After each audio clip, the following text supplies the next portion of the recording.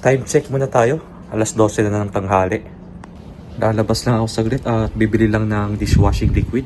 Tapos bibili rin ako ng popcorn para makalaba tayo ng mga damit.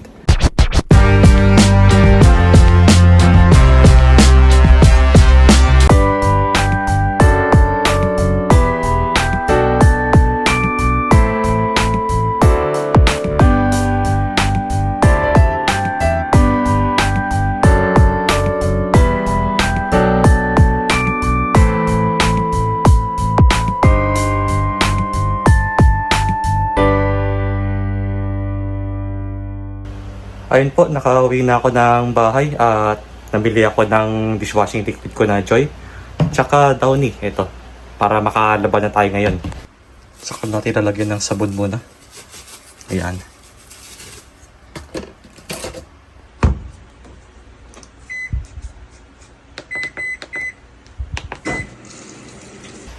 Ayun, habang naghihintay ng labahin, ano ba na ako? Kakain muna ako ng lunch. So ito nga pala yung ulam ko ngayon, adobong manok.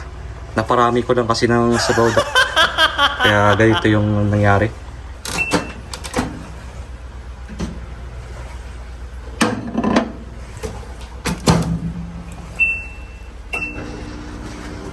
Kain na tayo guys at ito na ang ating chicken adobo. Ayan, ito po yung tira ko nung kahapon. May naiwan pa.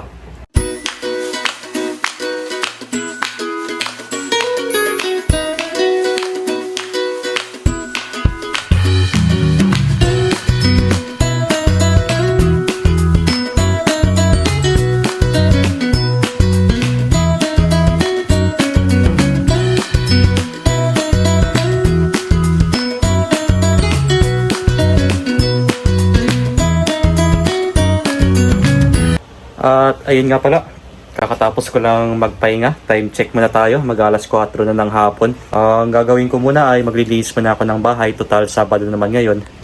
Tuwing walang pasok nga pala ay naglilinis lang ako dito. Dahil mahirap po kasing marumi yung bahay natin. Kaya mas okay na kahit every week lang ay naglilinis tayo ng bahay para magmukha siyang malinis at wala tayong makitang dumi dito. Dahilan nga rin na mahirap magpahinga lalo na pag marumi yung lugar mo, di ba? So sa ngayon nga pala, yung nilalabang ko ngayon yung uniforme ko sa trabaho. Bale, halos buong araw lang tayo naglalaba guys. Sa sobrang tambak ng damit natin. At hindi rin kasi ako makalaba ng weekdays, bibihira lang kasi ako maglaba. Dahil nga sa sobrang busy rin sa trabaho.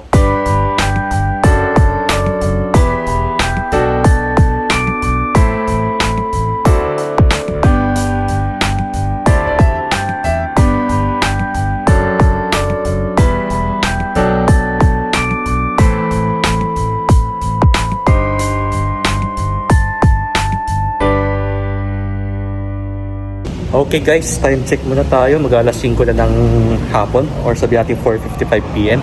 Dito na ako ngayon sa Eki at meron tayong pupuntahan ngayong araw. So mamamasyal lang muna tayo. Actually pagka mainit ang panahon, mga itong oras na ako lumalabas guys para medyo hindi na gaano kainit. Kasi pag tanghaling tapat, sobrang taas ng sikat ng araw kaya mas safe na yung ganitong oras. Bale, bibili muna tayo ng ticket sa mismong machine para makapasok tayo. Dahil required talaga bumili ng ticket guys pag once na sasakay kayo ng train. Kung meron naman kayong ikokan na naka-install sa phone nyo or sa mismong card, pwede nyo naman i-charge yun So, mag-charge lang kayo through machine din. Para medyo hindi na siya hassle bumili ng paisa-isa, ganun. So, ayun, nakabili na rin tayo ng ticket. Weather check muna tayo, 30 degrees Celsius po. Kahit papaano naman, medyo bumababa naman yung temperature. Hindi po katulad nung last month na umaabot ng 35 degrees and above. So, simula na ng bare months, which means bababa na yung temperature at autumn season na kasi. Pero mararamdaman natin yung autumn season by October kasi doon na yung simula ng taglamig. So, meron pa tayong 5 minutes na paghihintay dito guys. Dahil yung next train dito ay 5:06.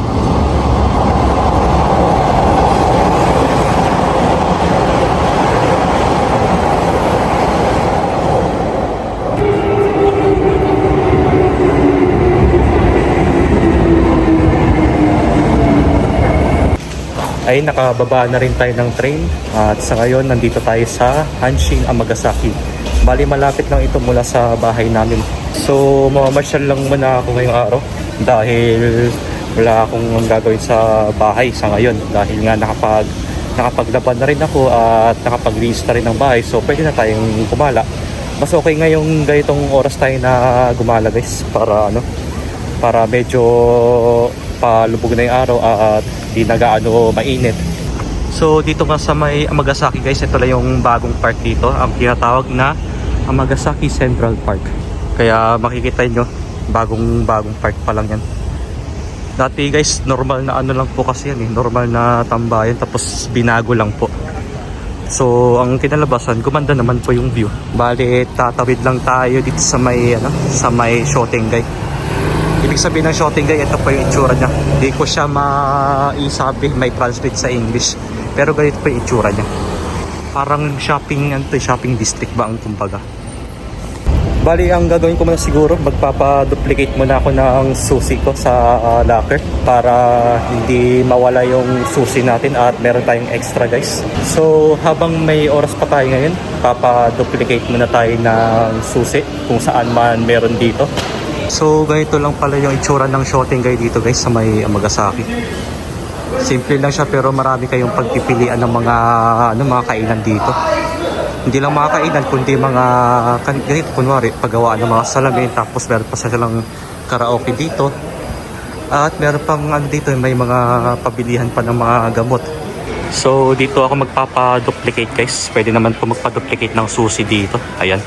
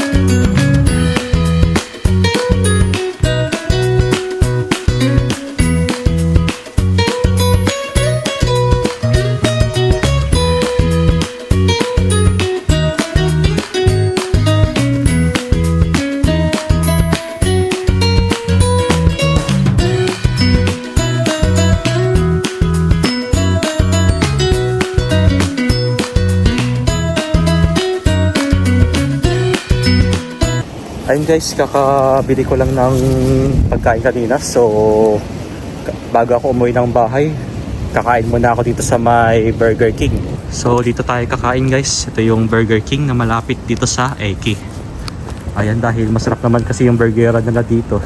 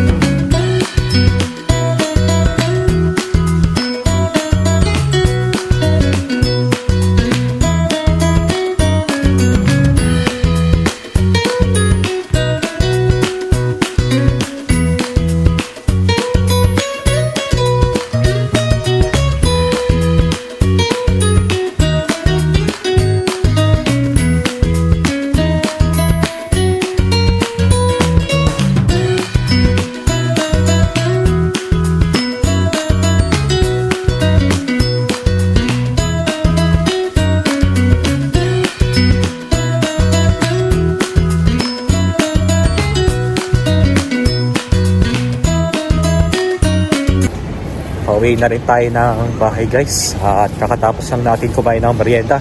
Actually merienda pa lang yun at maya maya pagka uwi ay magluluto pa rin tayo.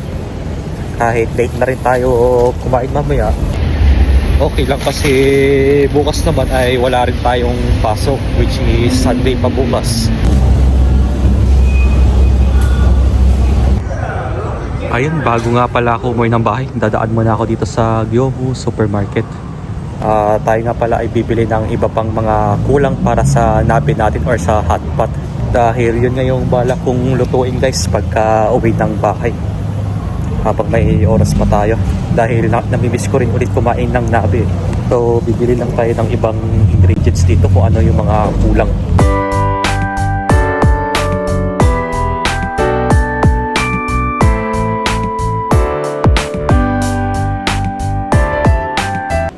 Okay guys, ayun, nakauwi na ako. So time check muna tayo, 7:33 na ng gabi. At kanina nga nung pumunta ako ng Daiso, bumili ako ng tsinelas ko. Pang labas ko rin kahit paano. Kaya instead na magsapatos ako pag kunwari papunta ng convenience store, naisip ko na rin na bumili mo na ng tsinelas para, di ba, hindi siya hassle suotin. Actually, tuwing summer lang naman kasi ako nagsusuot ng tsinelas pag lumalabas ako. Pagdating ng taglamig, hindi ko kakayanin sa sobrang lamig pa ng panahon nun at maninigas yung paa natin. And then bumili ako ng keychain na Mickey Mouse. Ito po. Ito yung lalagyan natin ng susi kung saan nagpa-duplicate ako kanina. And then nung dumaan ako ng Gyomu Supermarket, ito na ang mga pinabili ko pang hotpot natin or nabe. Ito yung pagsabaw natin mamaya guys. Kimchi na sabaw. Masarap-sarap to, tsaka medyo may pagka-spicy siya. Kaya nung last na nagnabe ako, nagustuhan ko yung lasa nito. Masarap siya guys. Lalo na mas masarap to pag taglamig. Pero kahit sabihin natin na summer pa din at mainit pa rin yung panahon, syempre kakain pa rin tayo niyan. Alam nyo na pagdating sa sabaw, masarap. Talagang kahit saan tayo pumunta, hanapin natin yung sabaw, di ba guys? And then bumili ako ng seafoods. Bali, ito na yung nakapack na kasi siya eh. Meron kasi kasamang hipon, may shell, tsaka may squid. Ito yung kagandahan dito eh, seafood mix. Tsaka ito, baboy. Mga maninipis na part ng baboy. Ito yung ihahalo din natin. Pero hindi natin haluin lahat to kasi masyado na siyang marami. Siguro kukuha tayo dito mga 1/4 lang. Para balance yung kakainin natin. Tsaka nung kamakailan lang, nung 2 days ago, nabili na rin ako ng ibang gulay eh. Yun yung ipang sasawag natin. Kaya mas gusto kong kumain ng nabe or hotpot pag maraming gulay. Dahil guys, alam niyo naman na napakasarap ng gulay. Yan yung paborito ko eh. Kasi bata pa lang ako doon na ako nasanay kumain ng gulay. Tsaka nakasanayan ko na kasi yun eh. Lalo na sa probinsya ako nakatira nung time na yun, batang-bata pa ako. Kaya tinuruan ako kung paano kumain ng gulay. At sabi sa amin ng lolo at lola namin na dapat iwasan namin kumain na puro karne dahil mas may nutrients ang gulay, mas healthy kumbaga.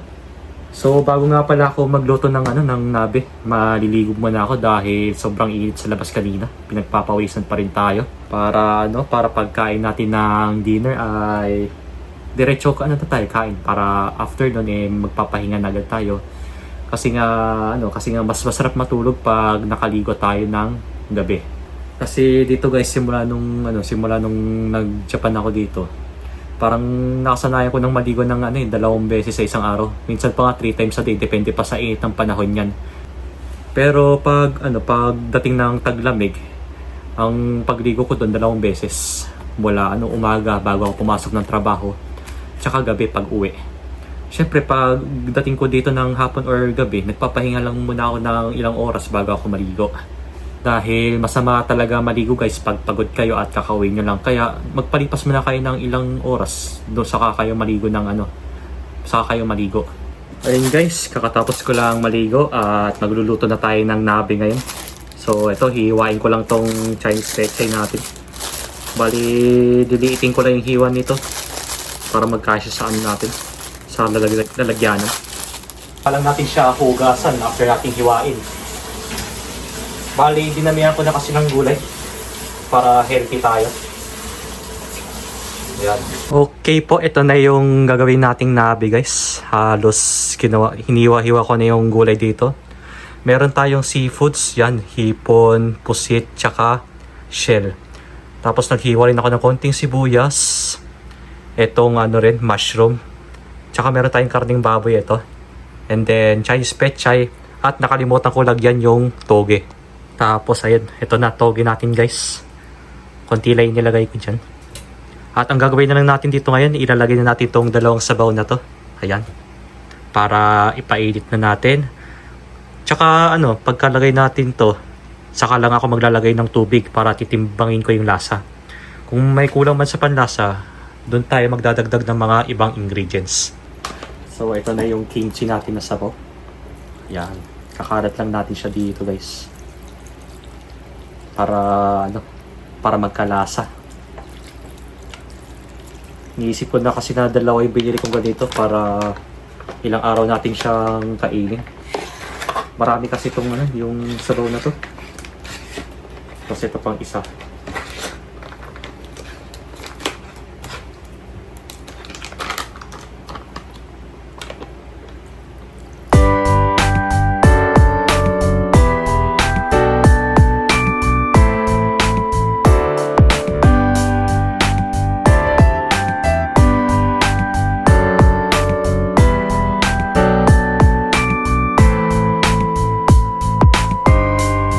So ito ng ating nabi guys, ito. Bali sa kalan ko na lang niluto dahil wala tayong hotpot eh. Ayan. Sakto nga yung dami ng sabaw, pang ulam ng ilang araw din yun. Ito yung kinalabasan guys. Ayan.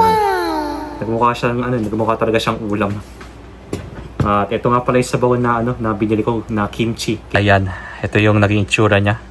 At actually hinuli ko nga pala yung noodles diyan, yung udong. Kasi madali kasing maluto ito eh. So ito, kakain na tayo. Ito na yung sabaw. Sarap. Wow! Sabaw pa lang, masarap na. Buti na lang marami akong nilagay na andito, mga ingredients. Lalo-lalo na itong gulay.